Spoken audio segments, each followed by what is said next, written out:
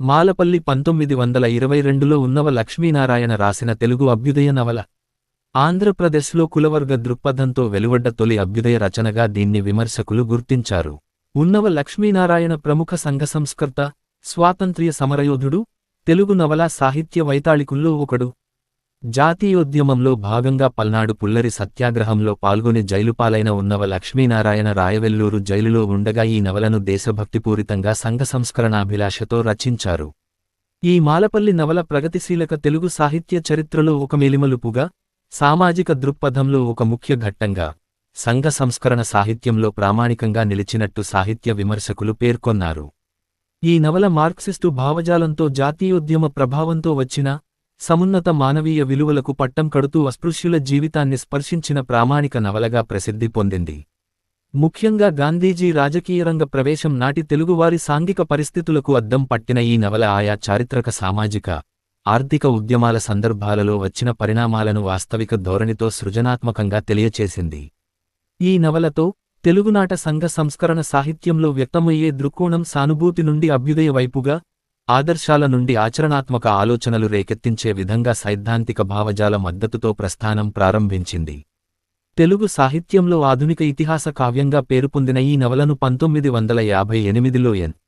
G. Ranga Tolstoy War and Peace నవలతో పోల్చతగినదిగా అభివర్ణించాడు. రచయిత ఉన్నవ లక్ష్మీనారాయణ 1877 నుండి 1958 గుంటూరులో జన్మించాడు. డబ్లిన్ యూనివర్సిటీ, ఐర్లాండ్ లో బారిస్టర్ చదువుతుండగా, అక్కడి ఐరిష్ హోమ్ రూల్ జాతీయ నాయకుడైన డీవాలేరా తో ఏర్పడిన పరిచయం అతడిని ప్రభావితుణ్ణి చేసింది. మద్రాసు హైకోర్టులో చేపట్టిన న్యాయవాద వృత్తిని వదిలిపెట్టి తొలుత అతివాదిగా జాతీయోద్యమంలో ప్రవేశించినప్పటికీ క్రమేణా గాంధేయవాదిగా మారాడు. కాంగ్రెస్ వాది అయినప్పటికీ మత ప్రాతిపదికపై జరుగుతున్న ఖిలాఫత్ ఉద్యమాన్ని తను నమ్మిన విలువలకు కట్టుబడి నిర్మోహమాటంగా విమర్శించి చిత్తరంజన్ దాస్ వంటి నాయకుల మన్నన పొందాడు. స్వాతంత్రోద్యమాలలో భాగంగా పల్నాడులో అటవీ నిబంధనలకు వ్యతిరేకంగా జరిగిన పుల్లరి సత్యాగ్రహం 1921, ఉప్పు సత్యాగ్రహం 1931, క్విట్ ఇండియా ఉద్యమం 1942 లలో పాల్గొని జైలు శిక్ష అనుభవించాడు. 1917 నాటి రష్యన్ బోల్షెవిక్ విప్లవం వల్ల ప్రభావితమైన తొలి తెలుగు మేధావులలో ఉన్నవ ఒకడు. అకుంఠిత దీక్షతో సంఘ సంస్కరణాభిలాషతో ఉన్నవ విధవలకు, అనాథలకు, అణగారిన వర్గాల ఉన్నతికై పాటుపడ్డాడు. తన కులం నుండి ఎదురైన నిరసనలను లెక్కచేయకుండా గుంటూరులో 32 వితంతు వివాహాలు జరిపి, గుంటూరు వీరేశలింగం గా పేరు పొందారు. గుంటూరులో వితంతు శరణాలయం 1902, కార్వే స్ఫూర్తిగా స్త్రీలకు వృత్తి విద్య కోసం, శారదా నికేతన్ 1922 వంటి అనేక సంస్థలను స్థాపించాడు. దళితుల అభ్యున్నతిని దళితుల ఆలయ ప్రవేశాలు, సహపంక్తి భోజనాల వంటి కార్యకలాపాలకే పరిమితం చేయకుండా నిర్మాణాత్మక రీతిలో పాటుపడ్డాడు. కుల భేదాలు లేని సమాజాన్ని ఆశించి కుల వ్యవస్థను ప్రశ్నిస్తూ సాహిత్యాన్ని ఆలంబనగా చేసుకుని అసమాన సామాజిక స్పృహతో దళితుల సమస్యలను కుల, ఆర్థిక కోణంలోనూ విస్తృతంగా పరిశీలించి మాలపల్లి అనే సుదీర్ఘ నవల 762 పేజీలు ను రాయవెల్లూరు జైలులో ఉండగా 1922లో రచించాడు. అవిశ్రాంత సంఘ సంస్కర్తగా, నిష్కళంక స్వాతంత్ర్యయోధునిగా, ఆచరణవాదిగా, మేధావిగా, బహుముఖ ప్రజ్ఞాశాలిగా పేరుపొందిన ఉన్నవ లక్ష్మీనారాయణ సృజించిన మాలపల్లి నవలతో తెలుగునాట సంఘ సంస్కరణోద్యమ కవిత్వంలో వ్యక్తమయ్యే సాహితీ దృక్కోణం, సానుభూతి నుండి అభ్యుదయ ఓ వైపుగా మరలింది. 1920 నుండి 21 కాల వ్యవధిలో గాంధీజీ దేశ రాజకీయరంగ ప్రవేశం నాటి దేశకాల పరిస్థితుల నేపథ్యంలో ఈ నవల రాయబడింది. ఆనాటి సమాజంలోని దళితుల దుర్భర జీవన విధానం చూసి చలించిపోయిన కవిలోని ఆంతరంగిక కల్లోల భావజాలం నుంచి ఈ నవలావిర్భవించింది. సాంఘిక నేపథ్యం: నాటి సమాజంలో వర్ణ వ్యత్యాసాలు, భూస్వాముల ఆర్థిక దోపిడీ వలన దళితుల సాంఘిక ఆర్థిక జీవన పరిస్థితులు అత్యంత దుర్భరంగా మారాయి. దీనికి తోడు బ్రిటిష్ వలస పాలన తీరుతెన్నులతో ఆనాటి గ్రామీణ జీవన పరిస్థితులు అస్తవ్యస్తంగా, అవ్యవస్థమై ఉన్న తరుణమది. రాజకీయ నేపథ్యం: వలస పాలనకు వ్యతిరేకంగా దేశ ప్రజలలో బలీయంగా ఉన్న స్వాతంత్ర్య కాంక్ష, దానికోసం జాతీయోద్యమాల పరంపర కొనసాగుతుండడం, దేశ రాజకీయ రంగంలో గాంధేయ భావాలకు ఆదరణ పెరుగుతుండడం కనిపిస్తుంది. నానాటికి పెరుగుతున్న జాతీయోద్యమం సంఘ సంస్కరణోద్యమాన్ని రాజకీయోద్యమంతో ఏకం చేయడానికి ప్రయత్నిస్తున్న ఈ తరుణంలో ఒకవైపు స్వాభిమాన ఉద్యమస్ఫూర్తితో సామాజిక అంతరాలను ప్రశ్నిస్తూ దళితులను తమవైపు ఆకర్షించడానికి జస్టిస్ పార్టీ చేసే మమ్మురయత్నాలు, మరోవైపు హరిజనోద్ధరణ ఉద్యమం పేరుతో దళితులను జాతీయోద్యమంలో సమీకరించే లక్ష్యంతో కాంగ్రెస్ పార్టీ గాంధేయవాద భావజాలంతో జోరుగా చేసే ప్రయత్నాలు కొనసాగుతున్నాయి. అదే సమయంలో రష్యాలోని బోల్షెవిక్ ఉద్యమ ప్రేరణతో మన దేశంలో సోషలిస్టు వ్యవస్థ నిర్మాణం పట్ల మధ్యతరగతి విద్యావంతులలో నూతన ఆలోచనలు, అభ్యుదయ భావాలు రేకెత్తడం ప్రారంభమైనాయి. సాహిత్య నేపథ్యం: మాలపల్లి రచనా కాలం నాటికి తెలుగు సాహిత్యంలో భావకవిత్వ ధోరణి ప్రబలంగా ఉంది. దానికి సమాంతరంగా జాతీయోద్యమ సాహిత్యం, సంఘ సంస్కరణోద్యమ సాహిత్యాలు రెండు పాయలుగా ఉన్నాయి. ఒక విధంగా 1920 నాటికి ఆధునిక తెలుగు సాహిత్యంలో ప్రధానంగా మూడు దృక్పథాలున్నాయని చెప్పవచ్చు. 1. భావ దృక్పథం. 2. జాతీయ దృక్పథం. 3. సంఘ సంస్కరణ దృక్పథం. రాయప్రోలుని శృంగార, రస సంస్కరణ దృష్టికి, ముసలమ్మ మరణం తో కట్టమంచిని జాతీయ దృష్టికి, ఉదాత్త రచనలతో గురజాడని సంఘ సంస్కరణ దృష్టికి ప్రతీకలుగా భావించవచ్చు.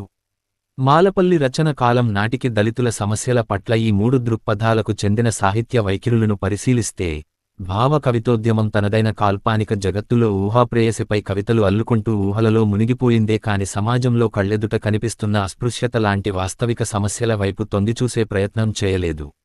ఇకపోతే నాటి జాతీయోద్యమం అస్పృశ్యత సమస్యను మతస్పృహలో గుర్తించి, దాని పరిష్కార మార్గాన్ని కూడా మతంలోనే వెదికే ప్రయత్నం చేసింది. దాని మూలంగా జాతీయోద్యమ సాహిత్యం ఆనాటి దళితుల దైన్య పరిస్థితులను కొంతవరకు సానుభూతితో స్పృశించినప్పటికీ, అది ప్రధానంగా అస్పృశ్యులను జాతీయోద్యమంలో సమీకరించడమే లక్ష్యంగా పనిచేసింది. మరోవైపు సంఘ సంస్కరణోద్యమ సాహిత్యం ప్రధానంగా బ్రాహ్మణ వర్గ సామాజిక సమస్యలకు ఇచ్చినంత ప్రాధాన్యం అస్పృశ్యత లాంటి దళిత సామాజిక సమస్యలకు ఇవ్వలేదు. ఒక విధంగా దళితుల సమస్యకు మూలకారణాలను సామాజిక, ఆర్థిక కోణాలలో విశ్లేషించడానికి, వారి సమస్యల పరిష్కారానికి కావలసిన అభ్యుదయ సైద్ధాంతిక భావజాలం నాటి తెలుగు సాహిత్యానికి ఇంకా చేకూరలేదు. ఈ నేపథ్యంలోనే తొలిసారిగా బోల్షెవిక్ విప్లవ ప్రేరణతో, అభ్యుదయ భావాలతో కులవివక్షత లేని సమాజాన్ని, ఆర్థిక వ్యత్యాసాలు లేని సంఘాన్ని ఆకాంక్షిస్తూ ఉదాత్తంగా ఉన్నవ లక్ష్మీనారాయణ 1922లో మాలపల్లిని సృజించారు. మాలపల్లి నవల కథా సంగ్రహం, సామాజిక చిత్రణ. కథా సారాంశం: దళితులలో అట్టడుగు వర్గాలకు చెందిన మాలదాసరి కులస్థుడైన రామదాసు సాత్వికుడు, సాంప్రదాయ పరాయణుడు, గాంధేయవాది. కథంతా అతని కుటుంబం, సమాజాన్ని అల్లుకొని సాగుతుంది. రామదాసు భార్య మహాలక్ష్మి. వీరికి 2 కొడుకులు, 1 కూతురు. పెద్ద కొడుకు వెంకటదాసు, చిన్న కొడుకు సంగదాసు, కూతురు జ్యోతి. పెద్ద కొడుకు వెంకటదాసు తండ్రికి సాయంగా సేద్యం చేస్తుంటాడు. చిన్న కొడుకు సంగదాసు ఒక భూస్వామి వద్ద పాలేరుగా పనిచేస్తుంటాడు. పొలం పనులలో కూతురు జ్యోతి సాయం చేస్తుంటుంది. రామదాసు చెల్లెలు సుబ్బలక్ష్మి. ఆమె కొడుకు అప్పాదాసు కూడా తండ్రి లేకపోవడం చేత రామదాసు ఇంటిపట్టునే పనులు చేస్తూ పెరుగుతుంటాడు. ఈ విధంగా తమకున్న కొద్దిపాటి భూమితో మాలపల్లి లో రామదాసు కుటుంబమంతా శ్రమిస్తూ జీవనం సాగించేది. ఆ ఊరి మోతుబరి 800 ఎకరాల ఆసామి అయిన చౌదరయ్య కొడుకులైన రామానాయుడు, వెంకటయ్య నాయుడు అనే అన్నదమ్ములు కూడా ఈ నవలలో ముఖ్య పాత్రలుగా ఉంటారు. సంగదాసు ఈ చౌదరయ్య వద్దనే పాలేరుగా పనిచేస్తుంటాడు. పనివాడైన సంగదాసు, యజమాని కొడుకైన రామానాయుడుల ఇద్దరి ఆశయాలు ఒకటే కావడంతో స్నేహంగా సఖ్యతగా ఉంటారు. ఒక విధంగా రామదాసు కుటుంబంలోని వాళ్లంతా కులమతాల పట్టింపుల్ని దుయ్యబట్టిన వాళ్లే. కొడుకులు వెంకటదాసు, సంగదాసులు సంస్కరణ భావాలు కలిగినవాళ్లు. కరడుగట్టిన భూస్వామి చౌదరయ్య చేసే అత్యాచారాలను ప్రతిఘటించేందుకు సంగం దాసు తోటి దళిత కూలీలను సంఘటితపరచి, వారిలో చైతన్యం కలిగించి, సమ్మెలకు నాయకత్వం వహిస్తాడు. దళితులకు విద్య నేర్పడం కోసం బడులు తెరుస్తాడు. దళితుల జీవితాలను సంస్కరించడానికి అతను చేయని ప్రయత్నమంటూ లేదు. ఈ కృషిలో రామానాయుడు అతనికి సాయంగా ఉంటూ ఆర్థికంగా చేయూతనిస్తాడు. ఇది భూస్వామికి కంటగింపుగా ఉంటుంది. ఒకనాడు భూస్వామి సంగదాసు తలపై పనిముట్టుతో గట్టిగా మోదడం వల్ల సంగదాసు మరణించడం జరుగుతుంది. భూస్వామి పోలీసులకు లంచం ఇచ్చి విచారణ పరిధి నుండి తప్పించుకుంటాడు. నష్టపరిహారంగా భూస్వామి ఇవ్వబోయిన ధనాన్ని నిరాకరించి తమ కొడుకు చంపబడ్డ విషాదాన్ని రామదాసు దంపతులు మౌనంగా భరిస్తారు. దీనితో రామానాయుడు పేద రైతులకు మరింత దగ్గరై, దళితాభ్యున్నతికి పూర్తిగా అంకితమవుతాడు.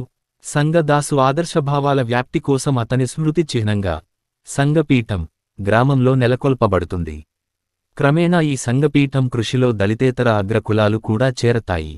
వెంకటదాసు, రామదాసు రెండవ కొడుకు, అడవులలో నివసిస్తూ తక్కెళ్ల జగ్గడు అనే మారుపేరుతో సంతాను లనబడే రహస్య కార్యాచరణ దళాలను ఏర్పాటు చేస్తాడు. ఈ నవలలోని సంతాను ల ప్రసక్తి బంకిమచంద్రుని ఆనందమఠం నవలలోని సంతాను లను జ్ఞప్తికి తెస్తుంది.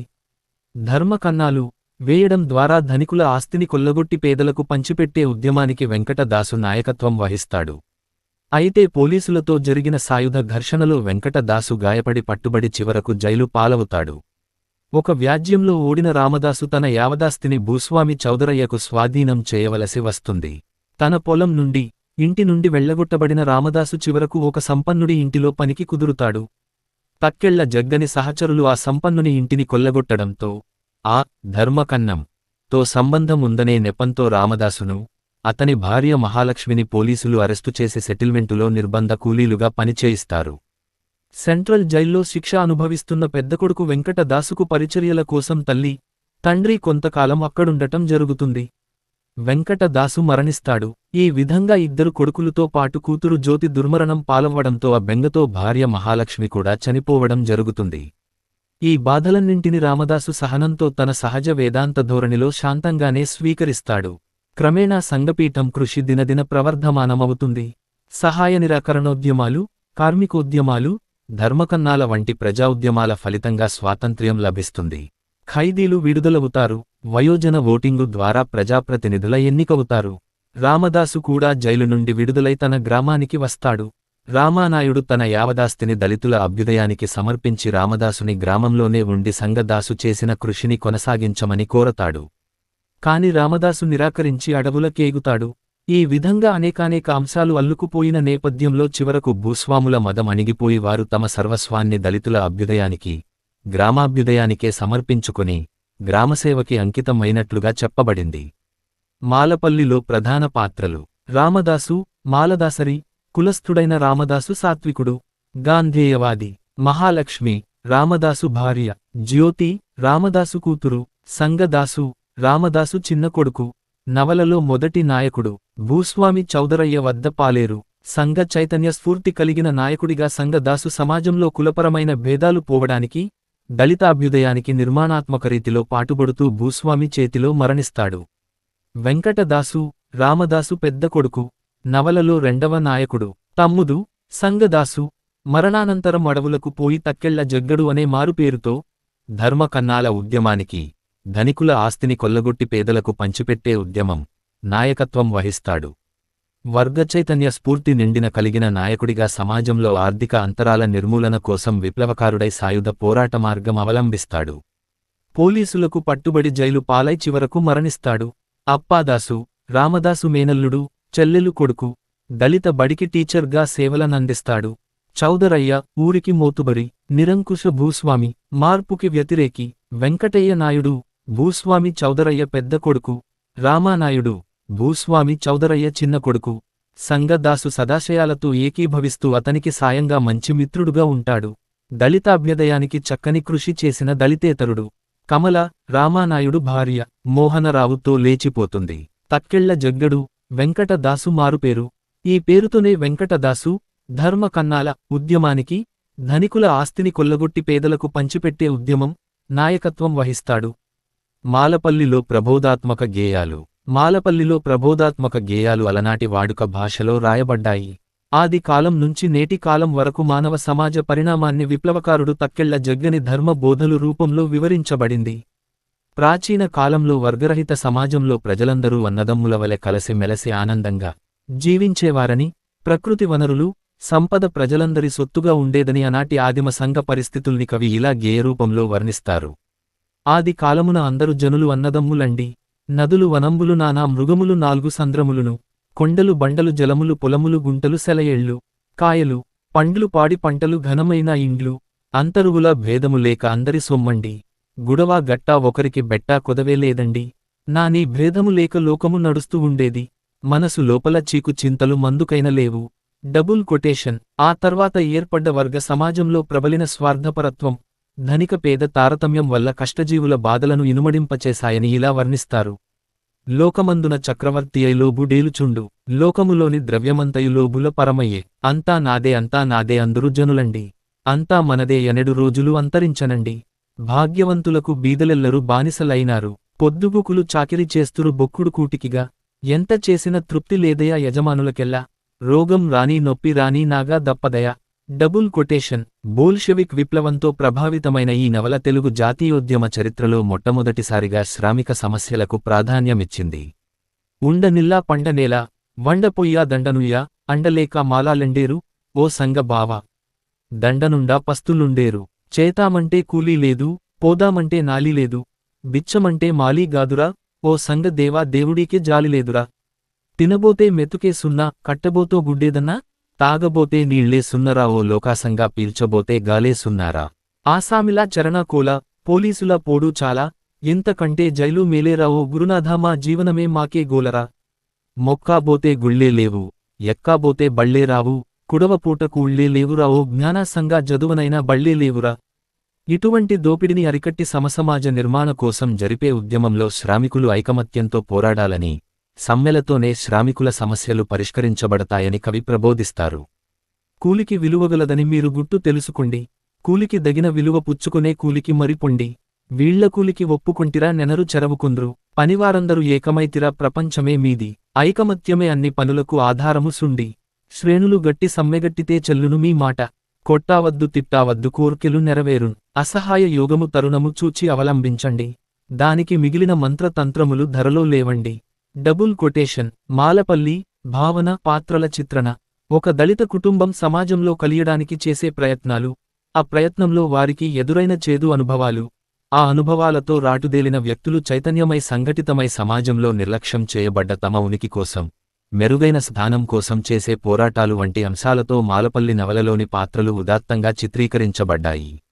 మానవ పరిణామ క్రమంలో ఒకానొక పరివర్తన దశలో సమాజంలో ఉత్పన్నమైన మెటాస్టేబుల్ పరిస్థితులు ఆ పరిస్థితులలో విభిన్న శక్తుల సామాజిక వర్గాల మధ్య పెరిగిన వైరుధ్యాలు సంతులన శక్తి సాధనకై దిగువ శక్తులు చేసే ఆరాట ప్రయత్నాలు వాటిని నిలువరించే ఎగువ శక్తుల వ్యతిరేక యత్నాలు ఇత్యాది అంశాలతో మానవ పరిణామ ప్రక్రియలో సామాజిక పరివర్తన దశలో అనివార్యంగా చోటుచేసుకునే సంక్లిష్ట సంఘర్షణను ఆ పరివర్తన దశలో మానవ సంబంధాల తీరుతెన్నులను రాజకీయ సామాజిక నేపథ్యంలో చక్కగా చిత్రించిన నవల మాలపల్లి. మానవ ప్రగతిశీల పరిణామ చరిత్రలో మార్పు ప్రక్రియ చాలా కీలకమైనది సహజమైనది వాంఛితమైనది అనివార్యమైనది కూడా. ఎగుడుదిగుడులున్న మానవ సమాజంలో ఈ మార్పు అనేది తప్పనిసరి అని గుర్తించి దానికి చోటిస్తేనే ఆ మానవ సమాజం సాఫీగా ఒక దశ నుండి వేరొక దశకు పరివర్తన చెందుతుంది. అలా కాకుండా అనివార్యమైన మార్పుని చూడ నిరాకరిస్తే సమాజంలో ఘర్షణ తప్పదు. సమాజంలో మార్పుని నిలువరించే శక్తుల మధ్య మార్పును కోరుకునే శక్తుల మధ్య కొనసాగుతున్న ఘర్షణ అవధులు దాటిపోయినప్పుడు అందలి ఎగువ దిగువ శక్తుల మధ్య అంతర్గత పోరు చెలరేగి దాని మూలంగా ఆ మానవ సమాజం సంక్షోభితమవుతుంది. ఫలితంగా సఖ్యత చెదిరిపోయిన ఆ సమాజంలోని ఎగువ దిగువ శక్తుల మధ్య సంతులన శక్తి పునరుద్ధరణకై జరిగే ఆధిపత్యపోరులో ఉత్పన్నమైన కల్లోలం యావత్ సమాజాన్ని అతలాకుతలం చేసి బలహీనపరుస్తుంది. ఫలితంగా బలహీనమైన ఆ సమాజం వేరొక దశకు పరివర్తన చెందే యత్నంలో తగినంత అంతర్గత బలాన్ని కూడగట్టుకోలేని కారణంగా తన పరివర్తన మార్గంలో ఎదురయ్యే బాహ్య శక్తుల నిరోధ ప్రభావానికి గురైక ముందుకు వెళ్లలేక నిస్తేజనమవుతుంది. తిరిగి తొలిదశ అయిన ఆదిమ స్థితిలోనికి ప్రవేశించి ప్రగతి లేక స్తంభించిపోతుంది. ప్రధాన చోదక శక్తులైన ఎగువ శక్తుల ప్రమేయంతో ఒకవేళ ఆ సంక్షోభిత సమాజం అత్యంత ప్రయత్నంతో రెండవ దశకు పరివర్తన చెందినప్పటికీ పరివర్తన మార్గంలోని బాహ్య శక్తుల నిరోధక ప్రభావం వల్ల సమాజంలోని ఎగువ శక్తులు క్రమేణా తమ శక్తిని పోగొట్టుకుంటూ వస్తూ రెండవ దశను చేరుకున్న పిదపైక ఆ రెండవ దశలో ఆధిపత్యం చెలాయించే శక్తిని కోల్పోతాయి. అంతేగాక అప్పటికే సంఘటితమవుతూ వస్తున్న దిగువ శక్తుల సాముదాయక మహాశక్తిలో విలీనమైపోయి తమ తమ ఆధిపత్య అస్తిత్వాన్ని కోల్పోతాయి. అంటే మొదటి దశలో మార్పుని వ్యతిరేకించిన ఎగువ శక్తుల వల్ల సమాజం సంక్షోభితమై రెండవ దశకు చేరుకోవడం కష్టమవుతుంది. ఒకవేళ ఆ సంక్షోభిత సమాజం అతికష్టంతో రెండవ దశకు చేరుకున్నా ఆ రెండవ దశలో ప్రవేశించిన పిదప ఆ ఎగువ శక్తుల ఆధిపత్యానికి చరమగీతం పాడబడుతుంది. కనుక పరిణామ ప్రక్రియలో ఒక్కొక్క పరివర్తన దశను దాటుకుంటూ మానవ సమాజం ముందుకు పోయే ప్రయత్నంలో భాగంగా ఆ సమాజం తన అంతర్గశక్తులను ఎగువ దిగువ శక్తులను కలుపుకుంటూ పోవాలే కాని అంతఃకలహాలతో ఛిద్రమవకూడదు. సమాజంలో నెలకొన్న అంతర్గత విభేదాలను రూపుమాపే దిశలో సఖ్యతకై ప్రయత్నించాలే గాని అంతర్గత వైమనస్యాలను పోషించే యత్నం చేయకూడదు. ఒక విధంగా చెప్పాలంటే తన అంతర్గత భేదాలను అంతర్గత పోరును ఎంత తగ్గించుకుంటే అంత శక్తివంతంగా ఆ మానవ సమాజం రూపుదిద్దుకొని తరువాయి రెండవ దశ అభివృద్ధి దశ లోనికి సాఫీగా పరివర్తన చెందగలుగుతుంది. ఎగుడు దిగుడులున్న ప్రస్తుత మానవ సమాజం అసమానతల దశ తొలి దశ నుండి ఆర్థికాభివృద్ధి దశ రెండవ దశ లోనికి సాఫీగా పరివర్తన చెందాలంటే తొలిదశలోని విభిన్న అంతర్గత శక్తుల దళితులు, పేదలు, శ్రామికులు వంటి దిగువ శక్తి స్థాయిలు, అగ్రవర్ణాలు, ధనికులు, భూస్వాములు వంటి ఎగువ శక్తి స్థాయిలు మధ్య నెలకొన్న సామాజిక, ఆర్థిక అంతరాలు తగ్గిపోతూ సమాజంలో సఖ్యత పెరగాల్సి ఉంటుంది. అప్పుడే పరివర్తన ప్రక్రియ సాఫీగా జరిగి సమాజం ఆర్థికాభివృద్ధి అనే నూతన దశలోనికి విజయవంతంగా ప్రవేశిస్తుంది. ఇటువంటి సామాజిక పరివర్తన అనుభావిక సిద్ధాంతాలకనుగుణంగా మాలపల్లి నవల కాన్సెప్ట్ ఉందని స్థూలంగా చెప్పవచ్చు.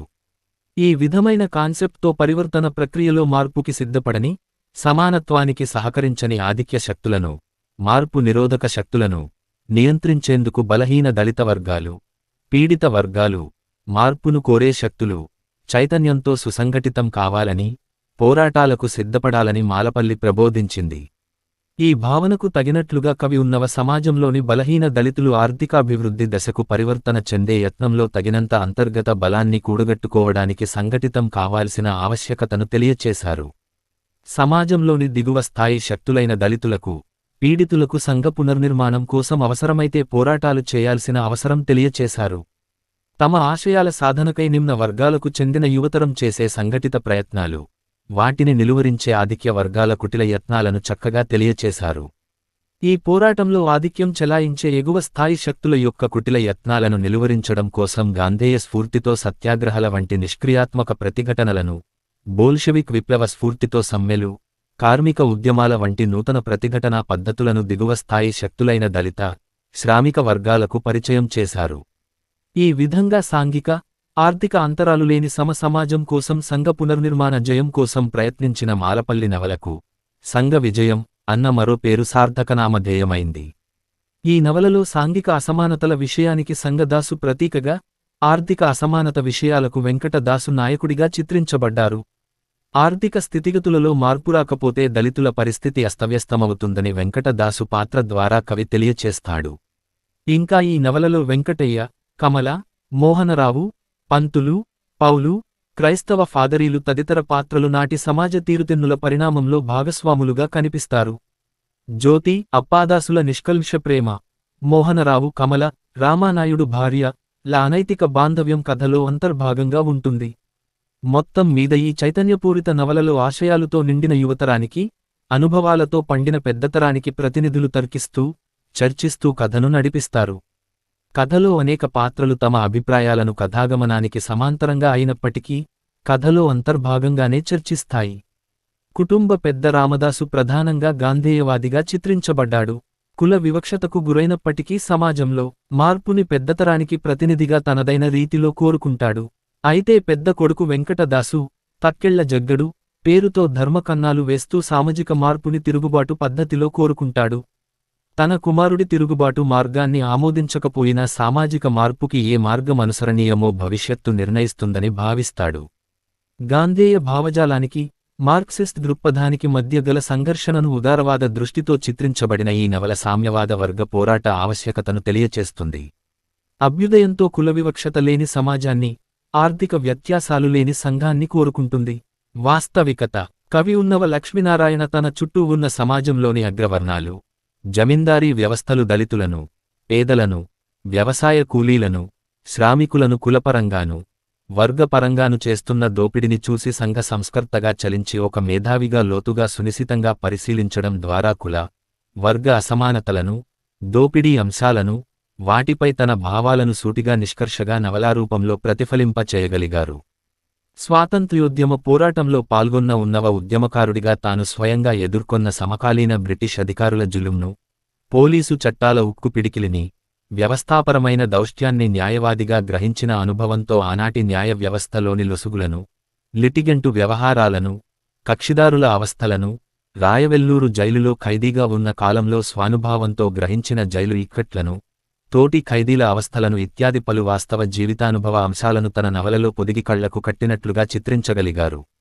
అందువలనే నవలలో కనిపించే అనేకనేక పాత్రలు, సంఘటనలు ఆనాటి సమాజంలోని వ్యవస్థావ్యవస్థలకు వాస్తవ ప్రతిరూపాలుగా కనిపిస్తాయి.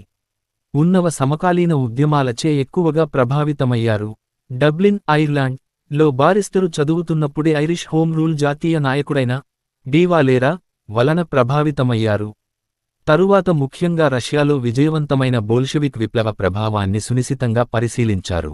సోషలిస్టు ఉద్యమ ప్రభావాన్ని, అది మన దేశంలో పీడిత శ్రామికులపై తీసుకురాగల ప్రభావాన్ని ముందుగానే ఊహించారు. సోషలిస్టు ఉద్యమ పోరాట సాధనాలైన సమ్మెలు, శ్రామిక ఐక్యత, సంఘటిత పోరాటాలు మొదలగునవి విజయసాధనాలుగా నిరూపితో కావడంతో వాటిని మన దేశకాల పరిస్థితులకనుగుణంగా అన్వయించి తెలుగు సాహిత్యంలో చిత్రించారు. మార్క్స్ వివరించిన వర్గ అసమానత విషయానికి భారతీయ సమాజానికే ప్రత్యేకమైన కులపరమైన అసమానత విషయాలను జోడించడం ద్వారా దేశీయ సమస్య అయిన అస్పృశ్యుల దుర్భర జీవితాలను ఇతివృత్తాంతంగా తీసుకొన్నారు. సమస్య పరిష్కారాలకై ఒకవైపు సమకాలీన జాతీయోద్యమ స్ఫూర్తితో గాంధేయవాద సాధనాలైన సత్యాగ్రహ ఉద్యమాలను సూచించారు. మరోవైపు సమకాలీన అంతర్జాతీయ స్ఫూర్తితో విజయవంతమైన బోల్షెవిక్ విప్లవ సాధనాలైన సమ్మెలు కట్టడం, కార్మిక సంఘటిత పోరాటాలను సూచించారు. అదనంగా ధర్మ కన్నాల ఉద్యమవు వంటి సాయుధ పోరాట మార్గాలను సైతం సూచించారు. ఇలా ఒక సంఘ సంస్కర్తగా, స్వాతంత్ర్యయోధునిగా, ఉద్యమకారుడిగా, న్యాయవాదిగా, జైలు ఖైదీగా, మేధావిగా, ఇలా తన జీవిత ప్రతి దశలోనూ ఉన్నవ లక్ష్మీనారాయణ తన సమాజంతో నెరిపిన వాస్తవిక జీవితాన్ని, జీవితానుభవాలను, సామాజిక పరిచయాలను రంగరించి మాలపల్లిని రాశారు. తనను అమితంగా ప్రభావితం చేసిన సమకాలీన జాతీయ, అంతర్జాతీయ ఉద్యమ భావజాలాన్ని, శ్రామికోద్యమ పోరాట సాధనాలను సాహిత్య రూపంలో వాస్తవిక రీతిలో ప్రతిఫలింపచేయడం ద్వారా నవలను ఉన్నత ప్రమాణాలతో తీర్చిదిద్దగలిగారు. నవల ప్రత్యేకతలు తెలుగు సాహిత్యంలో ఉన్నతమైన, ఉదాత్తమైన అభ్యుదయ భావాలతో వెలువడిన తొలి నవల ఇది. సాంఘిక, ఆర్థిక అసమానతలను తొలగించి సమాజంలో సమతా ధర్మాన్ని స్థాపించడమే ప్రధాన ఉద్దేశంగా ఈ నవల రాయబడింది. ఈ నవలకు పీఠిక రాసింది దేశోద్ధారక కాశీనాథుని నాగేశ్వరరావు పంతులు. ఈ నవల గురించి ఆయన పీఠికలో ఆంధ్ర సాహిత్య హృదయ పరిణామాన్ని గ్రహించడానికి మాలపల్లి ఉత్తమ కావ్యమని, తెలుగు విప్లవ సాహిత్యంలో వచ్చిన ప్రథమ అని ప్రశంసించారు. సాంఘిక చరిత్రను ఫ్రేమ్ కట్టి మనకు అందివ్వబడిన అతి కొద్ది నవలలో మాలపల్లి ముఖ్యమైనది.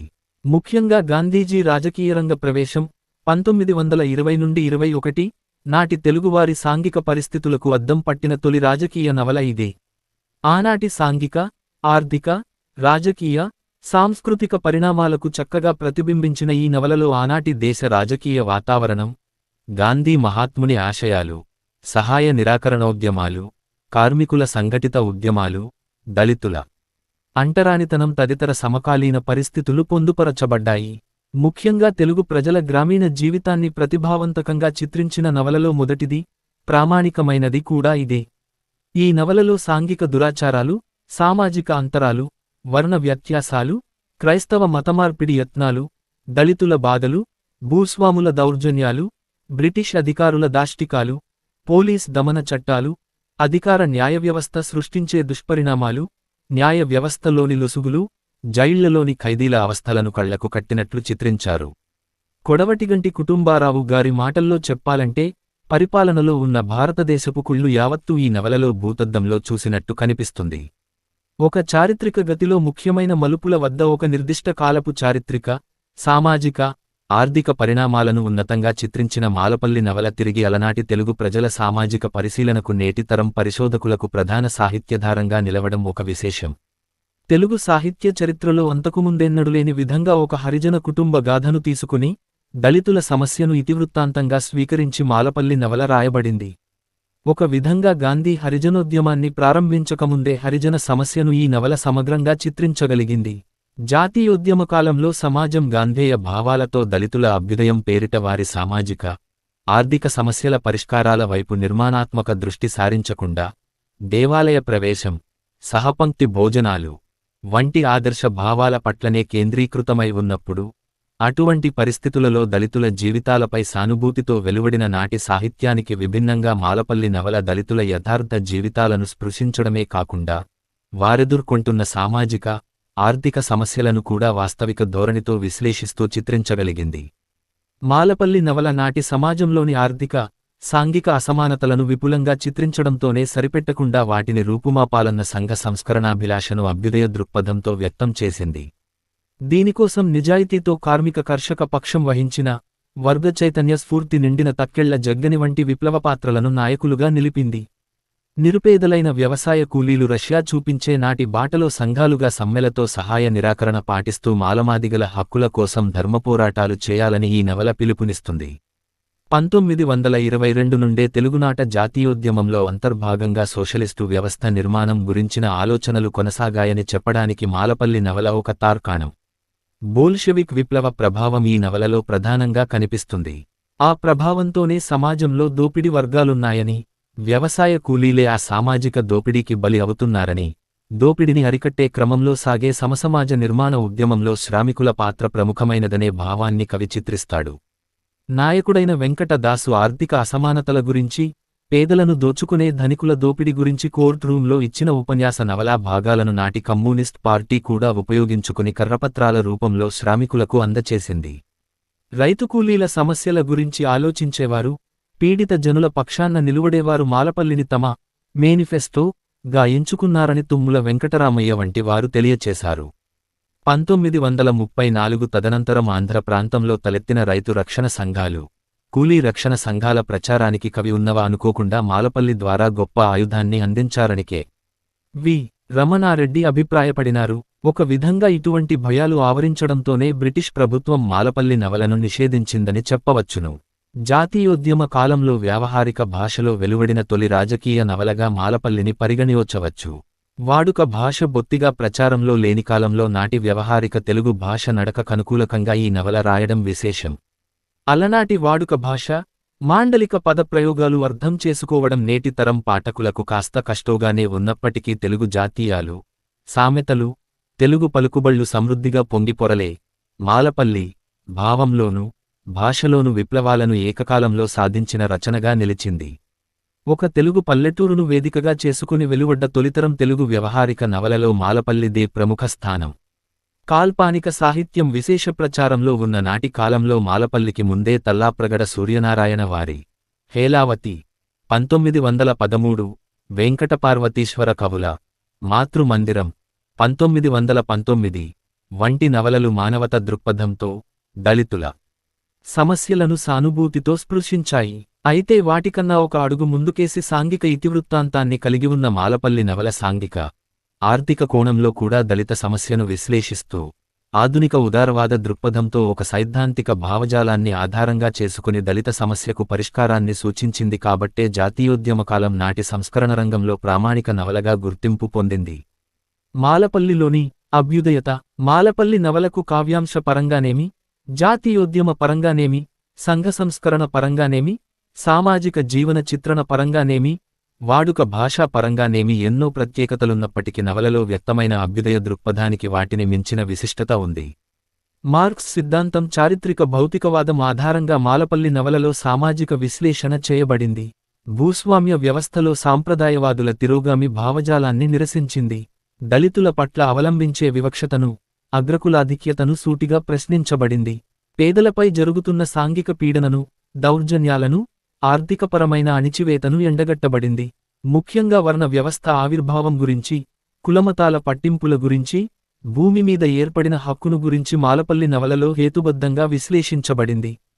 సంఘ చైతన్యం కలిగిన సంఘ దాసు వంటి పాత్రలు, వర్గ చైతన్యం కలిగిన తక్కెళ్ల జగ్గని వంటి పాత్రలు ఈ నవలలో చక్కగా చిత్రించబడ్డాయి.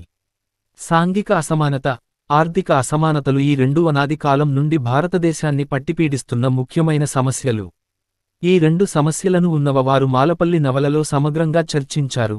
కేవలం చర్చకే పరిమితమైపోకుండా ఆయా అసమానతల పరిష్కారాలను అభ్యుదయ రీతిలో సూచించారు. కుల సంబంధమైన అసమానతలున్న సంఘాన్ని పునర్నిర్మాణం, జయం కోసం ప్రయత్నించిన ఈ నవలకు కవి సంఘ విజయం అని మరో పేరు పెట్టారు. సంఘ నిర్మాణానికి పూనుకున్న నాయకుడికి సంఘదాసు అని పేరు పెట్టారు. సాంఘిక అసమానతలు అనే సమస్యకు పరిష్కారంగా సంఘదాసును నాయకుడిగా చిత్రించారు. సాంఘిక అసమానత అనే సమస్యకు ఇచ్చిన ప్రాధాన్యాన్నే కవి ఆర్థిక అసమానత అనే సమస్యకు కూడా ఇచ్చారు. నవలలో ఒకచోట దీనికి సాంఘికానికంటే ఆర్థికానికే ఎక్కువ సంబంధమున్నది అని చెప్పారు. సాంఘిక అసమానతకు వలెనే ఈ ఆర్థిక అసమానత విషయానికి కూడా ఒక నాయకుణ్ణి, వెంకటదాసు, నిలిపారు. సాంఘిక అసమానతల నిర్మూలనకు పాటుపడే సంగదాసు మరణించిన తరువాత వెంకటదాసును ఆర్థిక అసమానతల నిర్మూలన కోసం ఉద్యమ నాయకుడిగా నిలిపి కవి కథను కొనసాగిస్తారు. చిన్నవాడైనప్పటికిని సంగదాసును నాయకునిగా ముందు ప్రవేశపెట్టటాన్ని గమనిస్తే సామాజిక అసమానత రూపుమాపదగిన రుగ్మతే అయినప్పటికీ దానికంటే గొప్పది ఆర్థిక అసమానత అని, ఆర్థిక అసమానతను రూపుమాపగలిగితే సామాజిక రుగ్మత దానంతటా అదే తొలగిపోతుందని కవి భావించినట్లు తెలుస్తుంది. మొట్టమొదట సాంఘిక అసమానత సమస్యను, ఆ పిదప ఆర్థిక అసమానత సమస్యను కవి ఎత్తుకోవటం మన భారతదేశంలో ఆయా సమస్యలు ప్రాధాన్యాన్ని వహించిన క్రమాన్ని సూచిస్తాయి. కవి ఉన్నవ తన మాలపల్లి నవలలో చరమగీతం, సమత ధర్మం అనే 2 గేయ కవితలను సామాన్య ప్రజల వాడుక భాషలో జానపద గేయ రీతులలో రచించారు. సంఘంలోని అసమానతలను ఎత్తిచూపుతూ చరమ గీతాన్ని, దేశంలోని ఆర్థిక దుస్థితిని వివరించి ఆర్థికాభివృద్ధిని సాధించే మార్గాన్ని చూపుతూ సమతాధర్మం ను రచించినట్లు తెలుస్తుంది. ఆచార్య అనుమాండ్ల భూమయ్య తెలియచేసినట్లు మాలపల్లి నవలలో మొదటి గీతంలో సాంఘిక అసమానతలు, రెండవ గీతంలో ఆర్థిక అసమానతలు చిత్రించబడ్డాయి. ఈ 2 గీతాల వ్యాఖ్యానమే ఈ నవల అని చెప్పడం సహేతుకంగా ఉంటుంది. ఈ విధంగా సాంఘిక అసమానతకు, ఆర్థిక అసమానతకు రెండింటికి కూడా ప్రాధాన్యం ఇస్తూ 1922లోనే రాసిన మొదటి అభ్యుదయ కావ్యంగా ఉన్నవ మాలపల్లి నవల తెలుగు సాహిత్య వికాస చరిత్రలో నిలుస్తుంది. మొత్తం మీద తమ సమస్యలకు పరిష్కార మార్గాలను వెతుక్కునే క్రమంలో సంప్రదాయ రీతులకు భిన్నంగా తమకు తామే ప్రయత్నించడం అనేది ఈ నవలలోని ఇద్దరు మాల నాయకుల చర్యలలో కనిపిస్తుంది. సంగదాసు కోరుకునే సామరస్య ధోరణిలో సామాజిక మార్పు సిద్ధించకుండా విఫలమైతే పీడితులకు సాయుధ పోరాట మార్గాలే శరణ్యమవుతాయనే సూచన వెంకటదాసు పాత్ర ద్వారా ఆనాటి సామాజిక ఆధిపత్య వర్గాలకు హెచ్చరికగా తెలియచేయబడింది.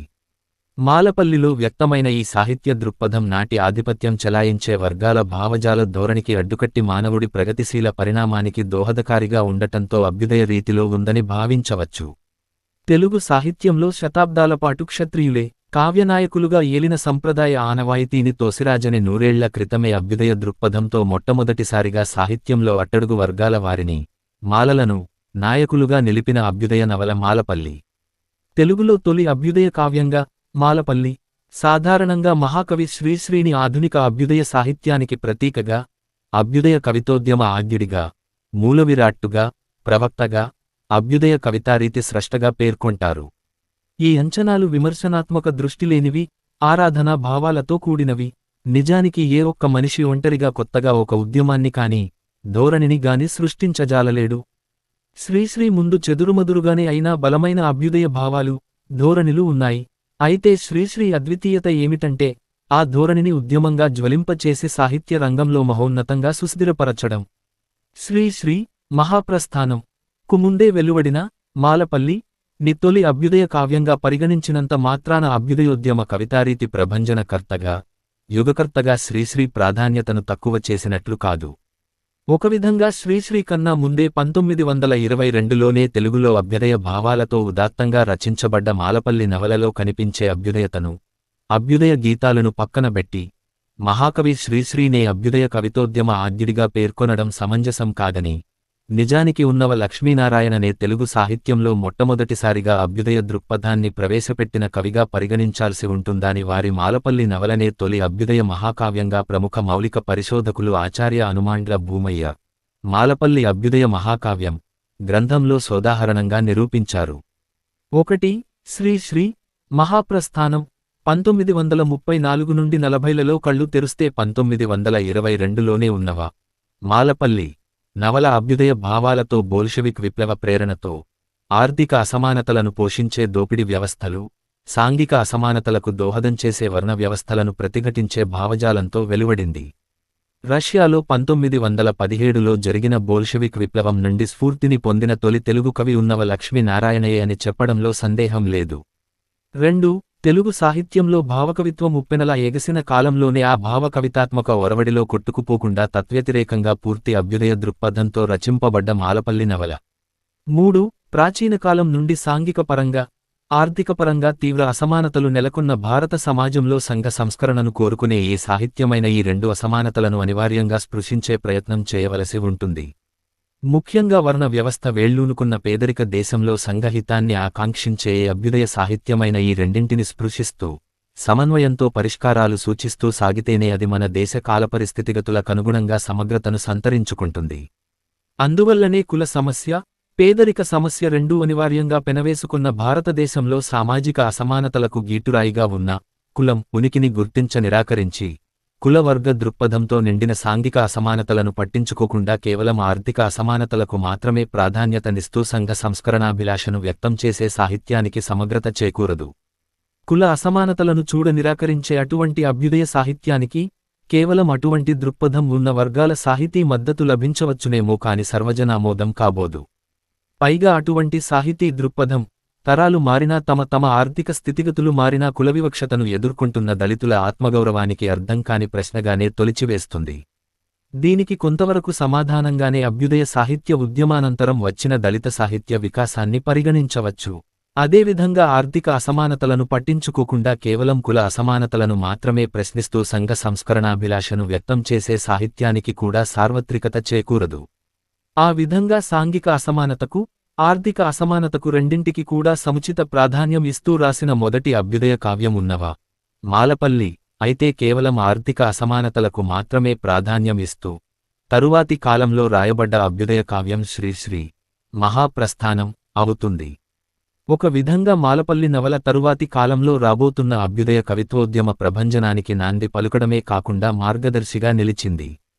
అయితే తరువాతి కాలంలో వచ్చిన అభ్యుదయ కవిత్వోద్యమంలో ఆర్థిక అసమానతలకే ప్రాధాన్యతనివ్వబడి సాంఘిక అసమానతలను పట్టించుకోకపోవడంతో ఆ కాళిని కాలక్రమంలో వచ్చిన దళిత కవితోద్యమం కొంతవరకు పూరించింది. అంటే ఆర్థిక అసమానత, సామాజిక అసమానతలను వేర్వేరుగా ప్రశ్నిస్తూ తదనంతర కాలంలో వచ్చిన రెండు విభిన్న ప్రముఖ సాహిత్య ఉద్యమధోరణిల అభ్యుదయతను మాలపల్లి నవల ముందుగానే తనలో ప్రతిఫలించినదని చెప్పవచ్చును. 4. మాలపల్లి నవలలో సంఘ సంస్కరణను చేపట్టింది ఇతర అగ్రకులాల నుంచి వచ్చిన నాయకులు కాదు. దళిత అట్టడుగు వర్గాలలో పుట్టిన మాలలే తమ సంఘాన్ని సంస్కరించడానికి తమకు తామే స్వయంగా పూనుకోవడం గమనించదగిన విషయానికి.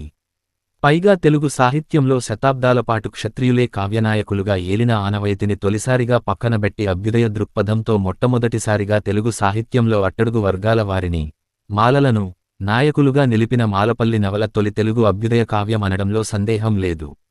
సాధారణంగా ఆనాటి సంస్కరణ ఉద్యమాలలో సంస్కరించబడేవారు ఎవరైనప్పటికీ సంస్కర్తలు మాత్రం అగ్రకుల మధ్యతరగతి నుంచి దిగుమతై వచ్చిన వారు కావడం ఒక ఆనవాయితీగా కనిపిస్తుంది. దళితులను ఉద్ధరించవలసిన బాధ్యతను, వారి తరపున మాట్లాడే ప్రాతినిధ్య బాధ్యతను తమ భుజస్కంధాలపై వేసుకున్న వీరి తపన వారి సాహిత్యరచనలలో కథానాయకుల రూపంలో అడుగడుగునా ప్రతిఫలిస్తుంది.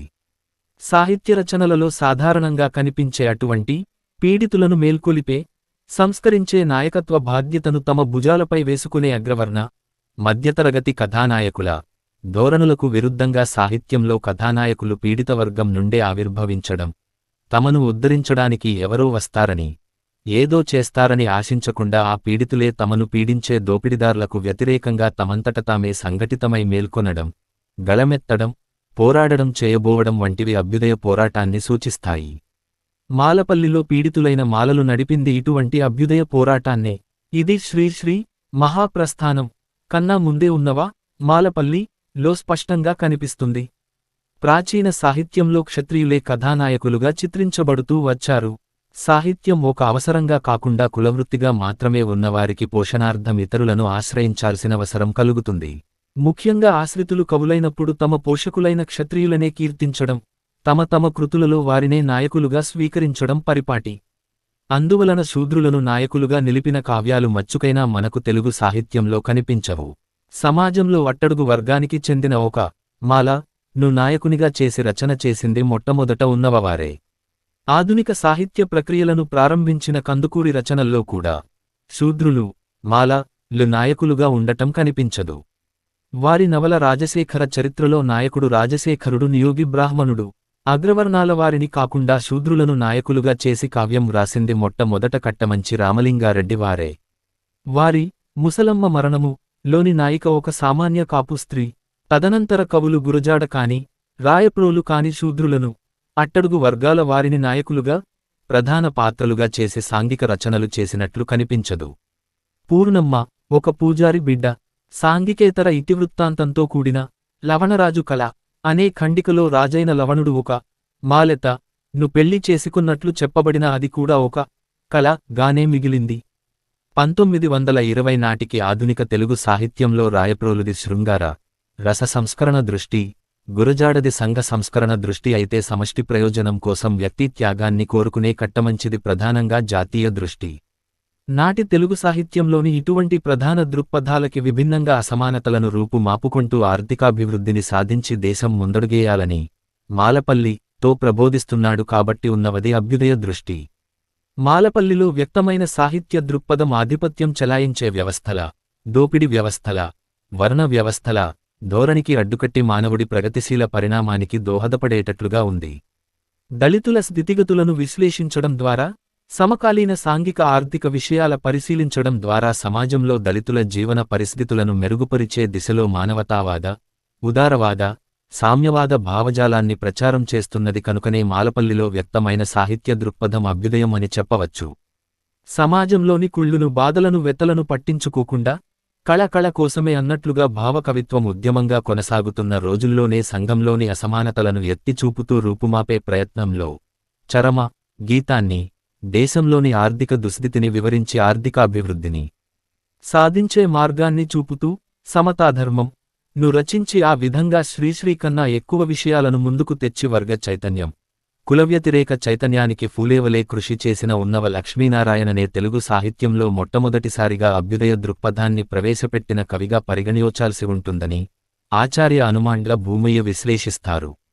తెలుగు సాహిత్యంలో అభ్యుదయ సైద్ధాంతిక భావజాలమే ప్రసరించని కాలంలో బోల్షెవిక్ విప్లవ ప్రేరణతో అభ్యుదయ భావాలతో కులవివక్షత లేని సమాజాన్ని, ఆర్థిక వ్యత్యాసాలు లేని సంఘాన్ని ఆకాంక్షిస్తూ సాహిత్యంలో సామ్యవాద వర్గ పోరాట ఆవశ్యకతను తెలియచేస్తూ దోపిడీ వ్యవస్థలు, వర్ణ వ్యవస్థలను ప్రతిఘటించే భావజాలాన్ని ప్రవేశపెడుతూ ఉదాత్తంగా రాయబడ్డ మాలపల్లినే అభ్యుదయ సాహిత్యానికి నాంది పలికిన తొలి రచనగా పరిగణించాల్సి ఉంటుంది.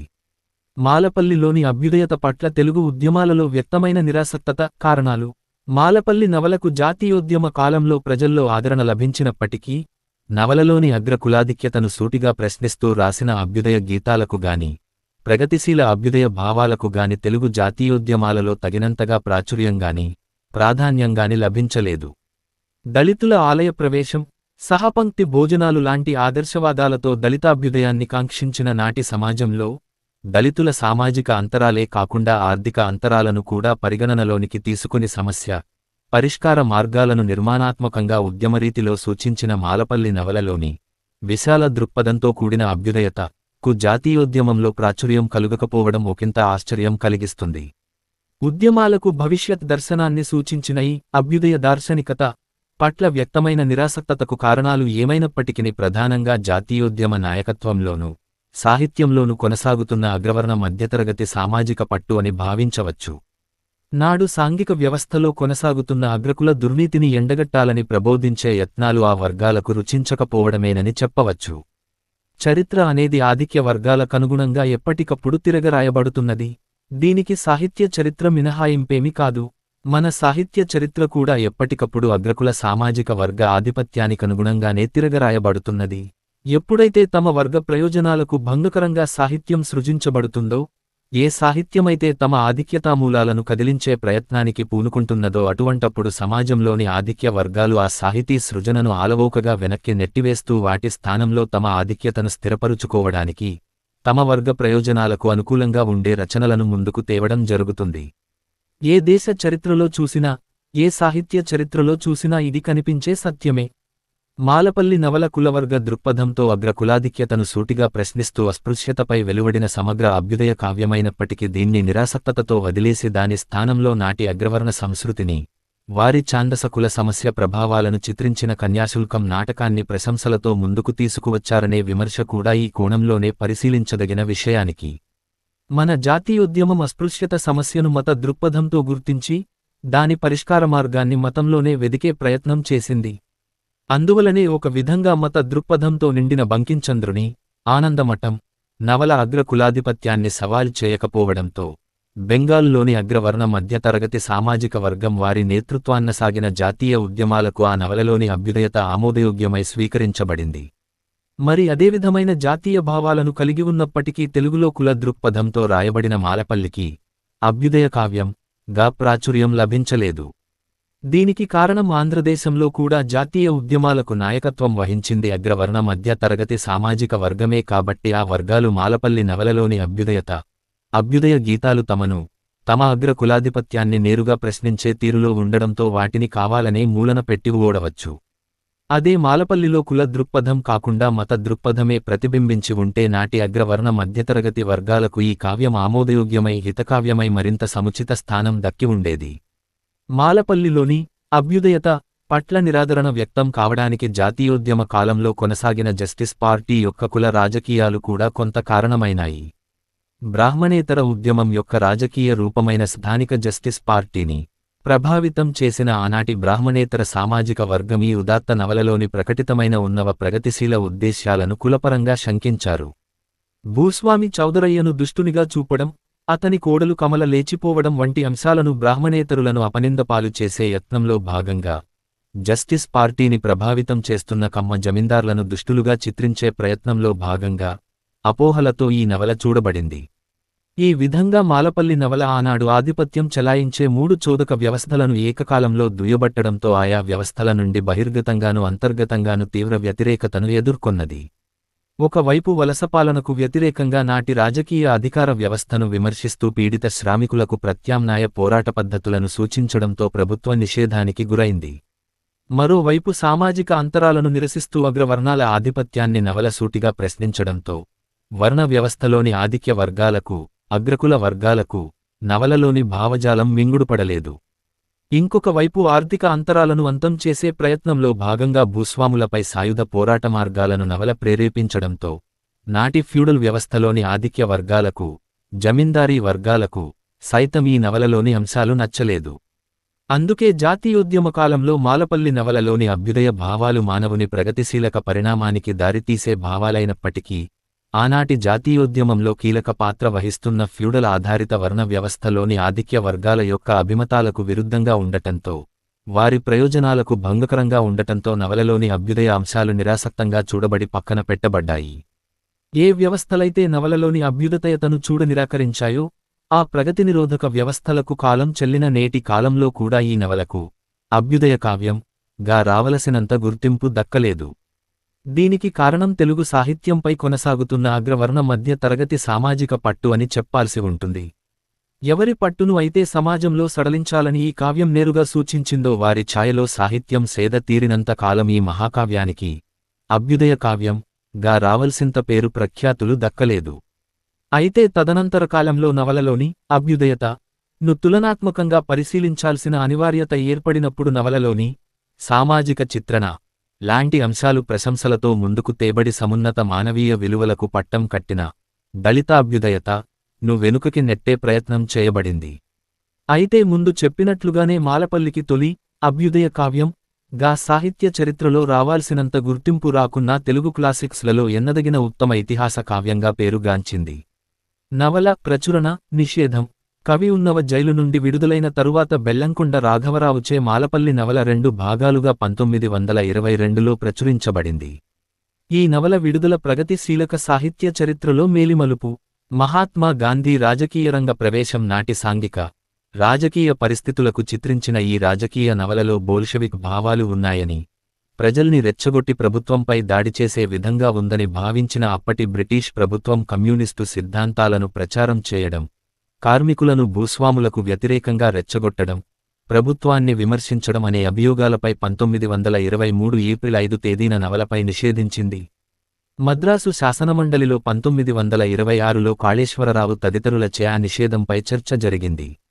నవలలోని కొన్ని భాగాలు తొలగించిన పిదప మాలపల్లి ప్రచురణకు అనుమతి 1928 మార్చి 30 తేదీన లభించింది. తర్వాత ఆంధ్ర విశ్వవిద్యాలయంచే ఇంటర్ పాఠ్య గ్రంథంగా ఎంపిక కాబడింది. తిరిగి 1936 మార్చి 7న మద్రాసు ప్రెసిడెన్సీ ప్రభుత్వం మాలపల్లి నవలపై రెండవసారి నిషేధం విధించి పాఠ్య గ్రంథంగా తొలగించింది. 1937లో రాజగోపాచారి ఆధ్వర్యంలో మద్రాసులోని కాంగ్రెసు ప్రభుత్వం మాలపల్లి నవలపై నిషేధాన్ని రద్దు చేసింది. 2 సార్లు బ్రిటిష్ ప్రభుత్వ నిషేధాన్ని ఎదుర్కొన్న ఈ నవలకు ప్రజల్లో విశేష ఆదరణ లభించింది. స్వాతంత్ర్యానోతో శ్రీ మరుపూరి కోదండరామయ్యచే క్లుప్తీకరించబడిన ఈ తెలుగు నవలను 416 పేజీలు 1976లో కేంద్ర సాహిత్య అకాడమీ ప్రచురించింది. క్లుప్తీకరించబడిన ఈ నవలకు బెజవాడ గోపాలరెడ్డి ముందు మాట రాశారు. సహవాసి చే తెలుగులో మరింతగా కుదించబడిన ఈ నవల సంక్షిప్త ప్రతి 68 పేజీలు ని హైదరాబాద్ బుక్ ట్రస్ట్ ప్రచురించింది. డా 2 వాడపల్లివి బి. రామారావు చే ఆంగ్లంలోకి అనువదించబడిన ఈ నవలను 403 పేజీలు 2007లో కేంద్ర సాహిత్య అకాడమీ ప్రచురించింది. నవల నాటకీకరణ మాలపల్లి నవలను నగ్నముని 1974లో అదే పేరుతో నాటకీకరణ చేయగా మాలపల్లి నాటకానికి ప్రముఖ నాటకోద్యమకర్త పద్మభూషణ్ పురస్కార గ్రహీత శ్రీ ఎ. ఆర్. కృష్ణ దర్శకత్వం వహించి 70 మంది కళాకారులతో సహజమైన సెట్టింగులతో ఆంధ్రదేశమంతటా 110 సార్లు నాటకాన్ని ప్రదర్శించారు.